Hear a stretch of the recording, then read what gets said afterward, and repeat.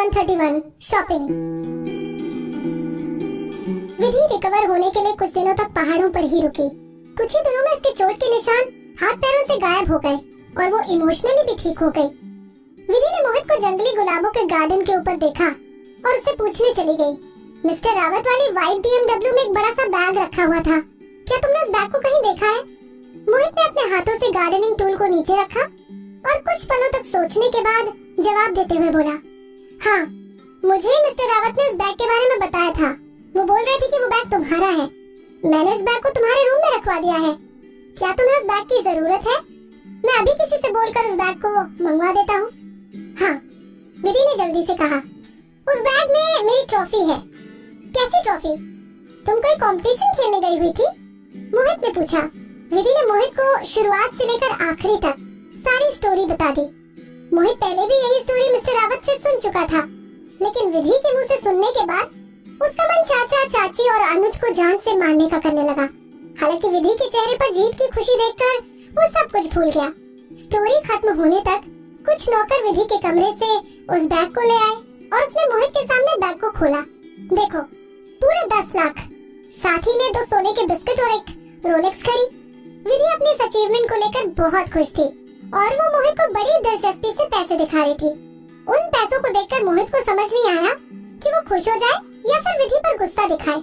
10 लाख रुपए उसकी आंखों के सामने कुछ नहीं थे, लेकिन विधि की खुशी को देखकर वो उसकी खुशी में शामिल होने लगा। वैसे भी आज तक विधि मोहित के महंगे गिफ्ट को मना करते हुए आई थी और आज वो अपनी मेहनत से कमाए हुए पैसों को दिखा रही थी।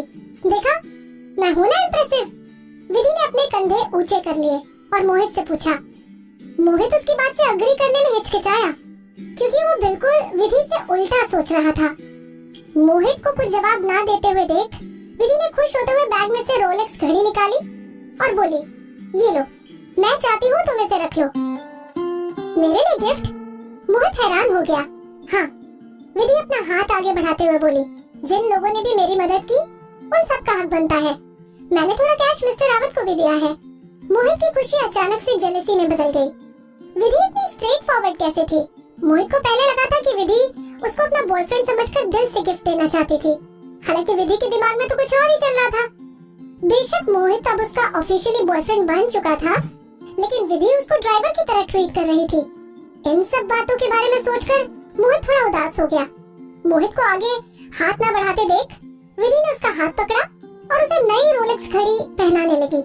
लेकिन अचानक ही विधि उसको घड़ी पहनाते हुए रुक गई और घड़ी को वापस उतारते हुए बोली, ऐसा लगता नहीं है कि मुझे ये घड़ी आपको देनी चाहिए। विधि बोली। क्यों? मोहित परेशान हुआ और उसने विधि को घड़ी उतारने से रोक लिया। बेशक मोहित उसके ड्राइवर की तरह ट्रीट किया जा रहा था, लेकिन वो विधि के गिफ्ट से खुश था। विधि उदास होते हुए बोली, अंशिका भी राडो घड़ी पहनती है, तुम रोलेक्स नहीं पहन सकते। राडो की घड़ी भी रोलेक्स की कंपैरिजन की थी, बल्कि अपने पिछले जन्म में विधि ने आरव को राडो कंपनी की घड़ी गिफ्ट की थी। राडो के कंपैरिजन में रोलेक्स घड़ी भी हाई सोसाइटी के लोगों के बीच कॉमन थी। बहुत अच्छी खासी बड़ी कंपनी का बॉस था, वो अपने एम्प्लॉय से सस्ती चीज कैसे पहन सकता था? घड़ी गिफ्ट में ना देने के पीछे का रीजन सुनने के बाद मोहित जोर से हंसा। वो हंसते हुए बोला, इसमें कौन सी बड़ी बात है? मुझे रोलेक्स घड़ी अच्छी लगती है। वैसे भी जो गिफ्ट तुम मुझे दोगी उसे मैं खुशी से रख लूंगा। मोहित अपनी कलाई से वाटरप्रूफ मिलिट्री वॉच उतारी और जल्दी से रोलेक्स घड़ी पहन ली। विधि ने मोहित के हाथ से उतरी हुई घड़ी को नोटिस किया। उस घड़ी पर किसी कंपनी का टैग या नाम नहीं लिखा हुआ था। मोहित की पुरानी वाली घड़ी दिखने में मोटी और ब्लैक और ग्रीन कलर के कॉम्बिनेशन की थी। वो घड़ी देखने में पुरानी लेकिन काफी रफ एंड टफ थी। उस घड़ी का पट्टा काफी जगह से कटा हुआ था। उस घड़ी को देखकर विधि ने अंदाजा लगा लिया कि मोहित उस घड़ी को बहुत सालों से पहन रहा है और वो घड़ी जरूर रोलेक्स से महंगी होगी। विधि उसको तिरछी नजर से देखने लगी। एक आदमी का स्टेटस हमेशा उसकी गाड़ी से जाना जाता है। विधि को लगा कि मोहित उसके लिए कुछ ज्यादा ही सैक्रिफाइस कर रहा है। मोहित अपने दांतों को चमकाते हुए बोला, विदुषी, तुम कुछ ज्यादा ही सोचती हो। एक बार मेरी पुरानी वाली घड़ी पर नजर डालो। इस घड़ी का पट्टा तो काफी जगह से कट चुका है। मैं तो इतने टाइम से अपनी घड़ी बदलना चाह रहा था। तुमने मुझे इस घड़ी को देकर बहुत अच्छा किया। रोलेक्स घड़ी की तो बात ही कुछ अलग है। मुझे इस घड़ी का डिजाइन भी बहुत पसंद आया। विधि उसकी बातों पर शक करते हुए उससे पूछने लगी, सच में? मोहित ने अपना सर हिलाकर हाँ बोलने का इशारा किया। असलियत में विधि नहीं जानती थी कि मोहित की पुरानी वाली घड़ी में किस तरह के फंक्शंस थे। चाहे मोहित जंगल में फंसा हुआ हो या फिर रेगिस्तान में। उसकी पुरानी वाली घड़ी में उसकी जान बचाने में बहुत बार मदद की थी। सिर्फ विधि के कहने पर मोहित ने अपनी इम्पोर्टेंट और यूजफुल घड़ी को एक रोलेक्स से बदल दिया। हालांकि इस रिस्क को लेने में मोहित को ज्यादा सोचना नहीं पड़ा। मोहित को रोलेक्स पहने हुए देखकर विधि ने भी मोहित की पुरानी वाली घड़ी को नजरअंदाज कर दिया। वो जमीन पर बैठी और बैग में पैसों को काउंट करने लगी। उसके बाद विधि ने लंबी सांस ली और बैग में रखे हुए पूरे सामान के साथ बैग को मोहित की तरफ खिसका दिया। तुम ये सारा कुछ मुझे दे रही हो? मोहित ने एक बार फिर से हैरान होकर पूछा। विदुषी, तुम मेरे साथ इतनी अच्छी कब से हो गई? सपने देखना बंद करो। विधि ने उसको तिरछी नजरों से देखा। मैं बस तुम्हारा पुराना उधार चुका रही हूँ। मुझे अभी भी कंपनी को बचे हुए पैसे देने हैं। ये बोलने के बाद विधि ने निराश होते हुए लंबी सांस ली। चाचा और चाची ने उसे 50 लाख का ऑफर दिया था। अनफॉर्चुनेटली बैग में सिर्फ 10 लाख रुपए कैश थे।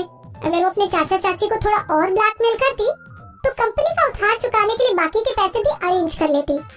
मोहित ने उसको गहरी सोच में देखा और उसके कानों के पास चुटकी बजाते हुए बोला, विदुषी, क्या सोच रही हो? विधि ने अपना सर खुजाया और बोली, सच्ची में मैं तो एंटरटेनमेंट इंडस्ट्री से ज्यादा पैसा किसी भी आदमी को लूट कर कमा सकती हूँ। अगर मैं ऐसे ही लोगों को लूट रही होती तो एक दिन जरूर अमीर बन जाती। हाँ, तुम बिल्कुल सही कह रही हो। मोहित उसकी बात का मजाक उड़ाते हुए बोला, एक बार तुम भाटिया फैमिली में शादी कर लो, उसके बाद तुम्हें लोगों को लूटने के चांसेस बहुत मिलेंगे। मैं तुम्हारे साथ अपने कुछ आदमियों को गन लेकर भेज दूंगा, फिर तुम दूसरी कंट्री जाकर इन लोगों को लूट कर आना। विधि की बोलती बंद हो गई। वो कैसे भूल सकती कि मोहित के रिलेशंस अंडरवर्ल्ड से हैं। नहीं, मेरी बातों को भूल जाओ। मैं फालतू में FBI के हाथों मारी नहीं जाना चाहती। विधि ने नजरें झुकाकर कहा। मोहित ने अपने बाल ठीक करे और आगे बोला, अरे तुम्हें FBI से डरने की जरूरत नहीं है। हम वांटेड लिस्ट में नहीं आएंगे। विधि परेशान हो गई। क्या? वो दोनों अपनी कंट्री में थे, न कि किसी बाहर की कंट्री में। क्या मोहित का कहने का मतलब था कि वो इंडिया में रहकर बाहर किसी को भी मार सकता है या फिर उसको लूट सकता है? विधि को याद था कि मोहित ज्यादातर रूल रेगुलेशंस को फॉलो करता है। मोहित जोर से हंसा और उसने विधि को कुछ समझाया, बल्कि वो बातों को बदलता हुआ बोला, तुमने अपने चाचा की फैमिली से 60 लाख रुपए और लेने हैं, है ना? मैं पहले तुम्हारे लिए उनसे पैसे ले चुका हूँ। मिस्टर रावत ने पहले ही मोहित को सारे पैसों की बात बता दी थी और मोहित अपनी तरफ से बिना बताए विधि की मदद कर चुका था। विधि हैरान रह गई। ये आदमी जरूर मुझसे मजाक कर रहा है, विधि ने अपने आप से कहा। हालांकि एक बार फिर सोचने से विधि को समझ आया, मोहित अमीर और पावरफुल दोनों था। विदुषी के बुढ़े चाचा से पैसे निकलवाना मोहित के बाएं हाथ का खेल था। विधि ने चुपचाप अपने मन में चाचा को दिलासा दी, लेकिन एक्साइटमेंट में मोहित से बोली, 60 लाख रुपए? ये तो बहुत अच्छी बात है। इसका मतलब मैं अब वेवे डांस एंटरटेनमेंट का उधार भी चुका पाऊंगी। फिर तो इन पैसों का कोई इंटरेस्ट भी नहीं रह जाएगा।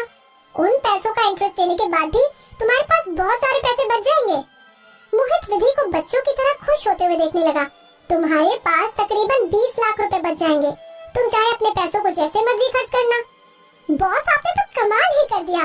विधि ने मोहित को गले लगा लिया। मैं उन पैसों से सबसे पहले शॉपिंग जाऊंगी और कहीं अच्छे रेस्टोरेंट में बैठकर खाना खाऊंगी। विधि अपने पैसों को लेकर बहुत खुश थी। पुरानी जिंदगी में उसके पैसों को आरव के पैसों से कंपेयर किया जाता था। जब से वो विदुषी के शरीर में पैदा हुई थी, तब से वो सिर्फ गरीबी देख रही थी। वो अपनी पसंदीदा चीजों को आज तक नहीं ले पाई। अब उसकी जिंदगी में कुछ बदलाव आने शुरू हो गए थे। तुमने मुझे अभी क्या बुलाया? दूसरी तरफ मोहित नाखुश था। वो दोनों बॉयफ्रेंड गर्लफ्रेंड बन चुके थे, लेकिन विधि ने उसको नाम से बुलाना शुरू नहीं किया। विधि कभी कभी उसको मोहित कहकर बुलाती, वरना तो वो मोहित से बॉस बोलकर बात करती थी। बस करो बॉस। विधि खड़ी हुई और अपने बालों का जूड़ा बनाने लगी। अब देखना, मैं इन सारे पैसों से अपनी लिस्ट में लिखी हुई चीजों को कैसे खरीदती हूँ।